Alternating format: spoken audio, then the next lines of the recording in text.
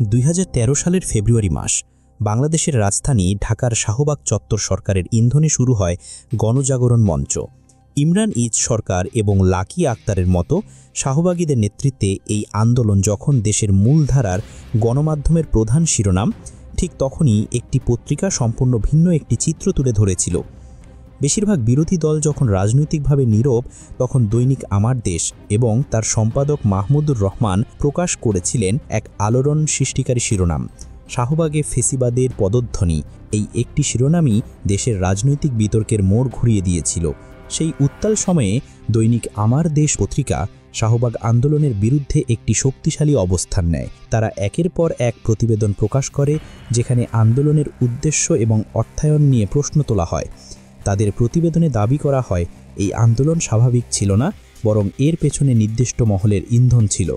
এর ফলে একদিকে যেমন পত্রিকাটি সরকারের রোষানলে পড়ে, তেমনি অন্যদিকে একটি বড় পাঠক গোষ্ঠীর কাছে তুমুল জনপ্রিয়তা লাভ করে। পরিস্থিতি এমন দাঁড়ায়, যেখানে অন্যান্য পত্রিকার দাম ছিল 5 টাকা, সেখানে আমার দেশ পত্রিকা মানুষ 10 থেকে 20 টাকা দিয়েও কিনত। এই পত্রিকার সবচেয়ে বড় বোমা ছিল আন্তর্জাতিক অপরাধ ট্রাইব্যুনালের একজন বিচারপতির স্কাইপ কথোপকথন ফাঁস করে দেওয়া। গভর্নমেন্ট গেছে পাগল হইয়া, তারা একটা রায় চায়। এই শিরোনামে প্রকাশিত প্রতিবেদনটি বিচার বিভাগের স্বাধীনতা নিয়ে দেশব্যাপী তীব্র বিতর্কের জন্ম দেয়। অভিযোগ ওঠে যে সরকার বিচার প্রক্রিয়াকে প্রভাবিত করছে। এই ঘটনার পর মাহমুদুর রহমান এবং তার পত্রিকা ক্ষমতাসীনদের প্রধান প্রতিপক্ষে পরিণত হন। এর অনিবার্য পরিণতি হিসেবে দৈনিক আমার দেশ পত্রিকার প্রকাশনা বন্ধ করে দেওয়া হয় এবং মাহমুদুর রহমান কারাবরণ করেন। তিনি জামায়াতে ইসলামী সহ অন্যান্য ইসলামী দলগুলোর কাছে একজন সাহসী সাংবাদিক এবং বুদ্ধিজীবী হিসেবে পরিচিতি লাভ করেন। তাকে ভারত বিরোধী এবং শাহবাগ বিরোধী একজন দৃঢ়চেতা ব্যক্তিত্ব হিসেবে দেখা হতে থাকে। দীর্ঘ কারাবাস এবং নির্যাতনের পর একসময় তিনি দেশ ছাড়তে বাধ্য হন। বছরের পর বছর বিদেশে নির্বাসিত জীবন কাটিয়ে 2024 সালের 5ই আগস্টের ছাত্র জনতার অভ্যুত্থানের পর তিনি দেশে ফিরে আসেন এবং তার বন্ধ হয়ে যাওয়া পত্রিকাটি পুনরায় চালুর ঘোষণা দেন। দেশে ফেরার পর থেকেই মাহমুদুর রহমানকে ঘিরে নতুন রাজনৈতিক সমীকরণের গুঞ্জন শুরু হয়েছে।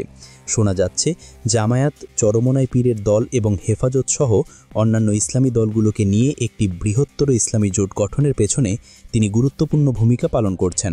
ডক্টর শফিকুর রহমান, মুফতি রেজাউল করিম এবং মাওলানা মামুনুল হকের মতো নেতাদের এক মঞ্চে আনার পেছনে তার প্রচেষ্টা রয়েছে বলে মনে করা হয়।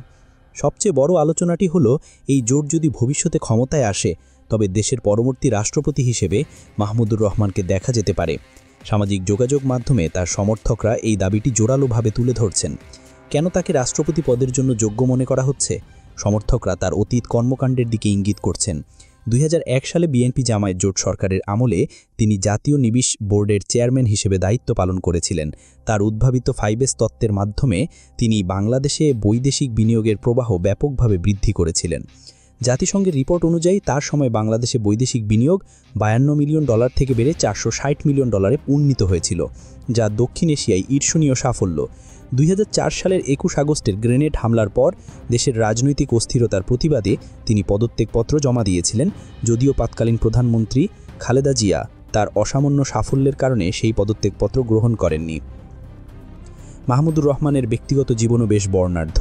1953 সালে কুমিল্লায় জন্মগ্রহণ করা এই মেধাবী ব্যক্তি 1977 সালে বুয়েট থেকে কেমিক্যাল ইঞ্জিনিয়ারিংয়ে স্নাতক, পরে তিনি জাপান থেকে সিরামিক ইঞ্জিনিয়ারিংয়ে ডিপ্লোমা এবং ঢাকা বিশ্ববিদ্যালয়ের IBA থেকে MBA ডিগ্রি অর্জন করেন।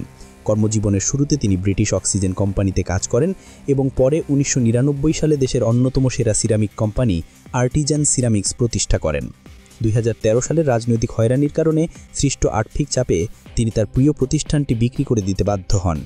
অভিজ্ঞতা, দেশপ্রেম, ত্যাগ এবং ভারত বিরোধী দৃঢ় অবস্থান, এই সব কিছু মিলিয়ে মাহমুদুর রহমান বাংলাদেশের রাজনীতিতে এক জটিল এবং প্রভাবশালী চরিত্র।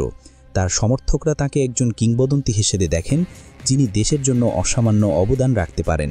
অন্যদিকে তার সমালোচকরা মনে করেন তিনি দেশকে একটি মৌলবাদী রাষ্ট্রের দিকে ঠেলে দেওয়ার চেষ্টা করছেন। দর্শক, এই বিষয়ে আপনার মতামত কি? মাহমুদুর রহমানকে কি আপনি একজন দেশপ্রেমিক মনে করেন, নাকি একজন বিতর্কিত রাজনৈতিক ব্যক্তিত্ব? আপনার মূল্যবান মতামত আমাদের কমেন্ট বক্সে জানান। রাজনীতির এমন গভীর আলোচনা পেতে আমাদের চ্যানেলটি সাবস্ক্রাইব করে সাথেই থাকুন।